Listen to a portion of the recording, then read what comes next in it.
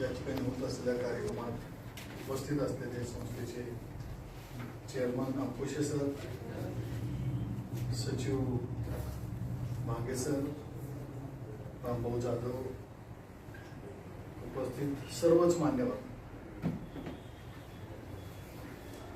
Doctor Dnyanoba Munde सरांच्या मला आदर्श विद्यार्थी बनायचंय या पुस्तकाचं प्रकाशन झालं असं मी पहिल्यांदा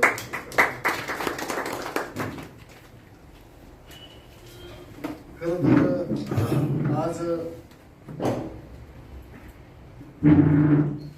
विद्यार्थी दशेतल्या विद्यार्थ्यांना खूपच प्रेरणा मिळेल असं अत्यंत उपयुक्त असलेलं हे पुस्तक.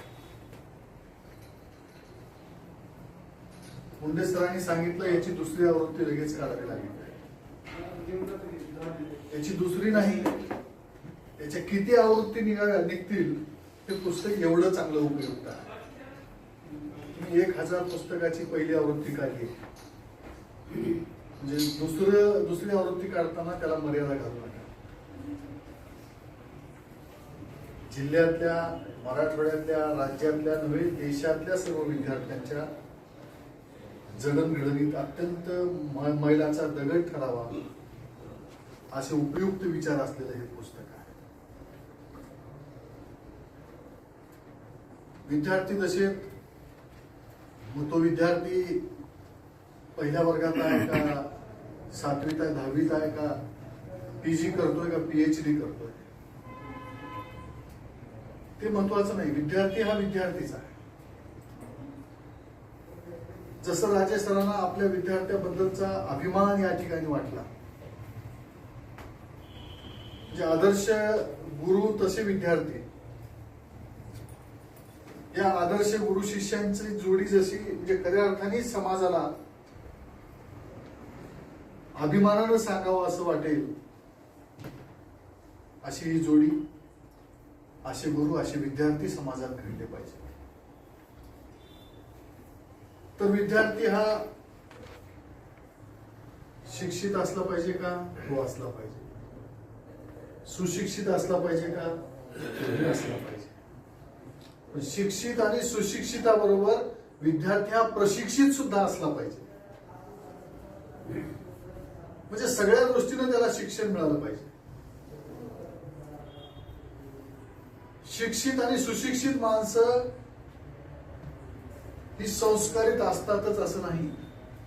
ईश्वर गुरुजी कोणते शिक्षित आणि सुशिक्षित डिग्र्या घेऊन उपयोग काय? पण सुशिक्षित आणि शिक्षित त्याच्याबरोबर प्रशिक्षित जर असेल तर तो समाजात ताठ मानेनं राहू शकतो. त्याचा कुठेही पाऊल वाकडा पडत नाही. खूप चांगले चॅप्टर यामध्ये त्यांनी म्हणजे लिहिलेले आहेत. मोबाईलमुळे होत असलेला ऱ्हास,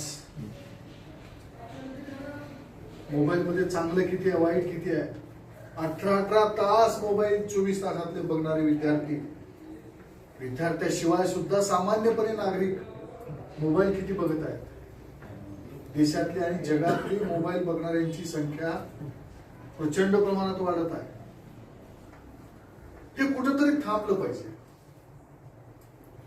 हे व्यसन गांजा ओढणाऱ्या, दारू पिणाऱ्या, तंबाखू खाणाऱ्या माणसापेक्षा वेगळं आहे.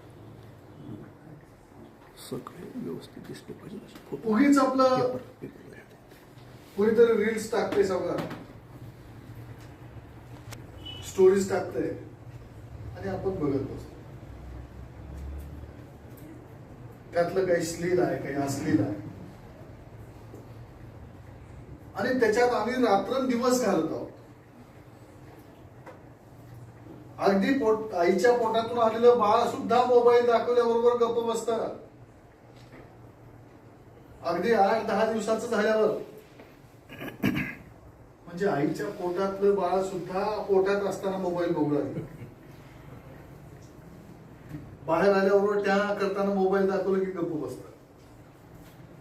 मोबाईल शिवाय जेवत नाही लेकरू, मोबाईल शिवाय आईचं स्तनपान करत नाही, मोबाईल शिवाय अभ्यास नाही. म्हणजे हा मोबाईल आम्हाला कुठे घेऊन चालला?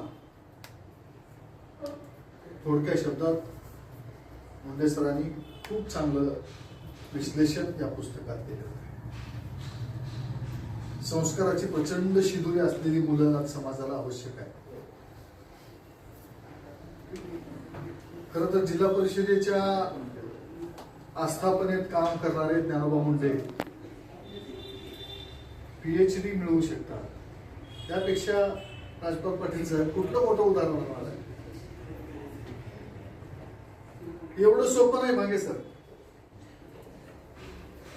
आणि खरंच खूप आदर्श विद्यार्थी म्हणजे आमची प्राजक्ता आदर्श आहे. लातूरची एक पार्लमेंटमध्ये जाऊन आलेली विधी पळसापुरे नावाची एक विद्यार्थिनी. हे सगळे आदर्श समाजाच्या समोर परिवर्तनासाठी ठेवणं अत्यंत आवश्यक आहे. म्हणून या पुस्तकात प्राजक्ताचा मुखप्रस्तावावर तुम्ही या ठिकाणी तिचं चित्र दिलं. तिचं बोट डॉक्टर बाबासाहेब आंबेडकरांच्या नंतर प्राजक्ताचंच बोट मला या ठिकाणी दिसतं. खऱ्या अर्थानं लोकांना दिशा देणारी ही माणसं आहेत, हे विद्यार्थी आहेत. आम्ही लोकांपर्यंत पोहोचवली पाहिजे. दुसऱ्या आवृत्तीला तुमच्या शुभेच्छा. या तर म्हणजे प्रकाशनाच्या निमित्तानं तुम्हाला खूप खूप शुभेच्छा देणार. तुम्ही कणभर लिहिलं नाही, तुमच्या दृष्टीनं ते कणभर असलं, समाजासाठी हे मनभर आहे.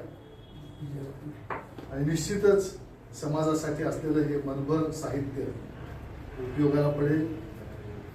उद्या आमच्या उदयगिरी महाविद्यालयात आपल्या सगळ्यांना माहिती आहे, महाराष्ट्र शासनानं 1 तारखेपासून 15 जानेवारी पर्यंत एक उपक्रम सुरू केलेला आहे, वाचन संकल्प महाराष्ट्राचा. तुमच्या कॉलेजमध्ये कदाचित राजेश सर तुम्ही तो सुरू केलाय का नाही मला माहित नाही. रिटायर झालो. हा ठीक आहे. वाचन संकल्प महाराष्ट्राचा या महाराष्ट्र शासनाच्या उपक्रमांतर्गत उदयगिरी महाविद्यालयात 1 तारखेपासून 15 तारखेपर्यंत दररोज उपक्रम चालू आहे. उद्या महाविद्यालयातले आमच्या 2500 विद्यार्थी, सर्व स्टाफ, मॅनेजमेंट म्हणून मॅनेजमेंट मधले काही आपले डेप्युटी कलेक्टर सुशांत शिंदे साहेब सकाळी 11 वाजता उद्घाटन करणार आहेत. 11 ते 2 वाजेपर्यंत आम्ही सामूहिक वाचन त्या ठिकाणी करणार आहोत. माझ्या हातात जर कोणतं पुस्तक असेल तर मला आदर्श विद्यार्थी बनायचे. किती तास लागतात वाचायला? 1 तास. या पुस्तकाला 1-2 वेळा वाचेल, कारण मलाही उपयोग होईल लेकरांमध्ये जाऊन सांगायला, पालकांमध्ये सांगायला. मी विचार करत होतो खूप पुस्तकं वाचलेली आहेत मी. उद्या कुठलं पुस्तक वाचायचं? गाडीत माझ्या कोणत्याही वेळेला 2-4 पुस्तकं असतात. मी विचार करत होतो उद्या कोणतं पुस्तक वाचायचं. माऊली हे पुस्तक वाचेल आणि या पुस्तकावर उद्या सुंदर असं निवेदन सुद्धा मी त्या ठिकाणी करेन, असा विश्वास आजच्या या प्रकाशनात देतो. तुमचं हे 3रं पुस्तक आहे. बांगे सरांनी सांगितलं तुम्हाला तुमचं साहित्य क्षेत्र असंच भरत जावं, तुमची साहित्य संपदा मोठी हो आणि जी लोकांच्या मानवी मनाच्या उत्थानासाठी त्या ठिकाणी उपयोगाला येऊ, अशा शुभेच्छा आजच्या निमित्तानं देतो. खूप वेळ झालेला. मला सकाळी तुम्हाला जसं फोन आला तसं मलाही सकाळी फोन आला आणि सांगितलं भाऊ आपल्याला हा कार्यक्रम करायचा आहे, आपण आज करायचं का उद्या करायचं, तुम्ही सांगाल ती वेळ. मी म्हटलं नेक काम को देर क्यों, चांगला कार्यक्रम आहे आजच करू.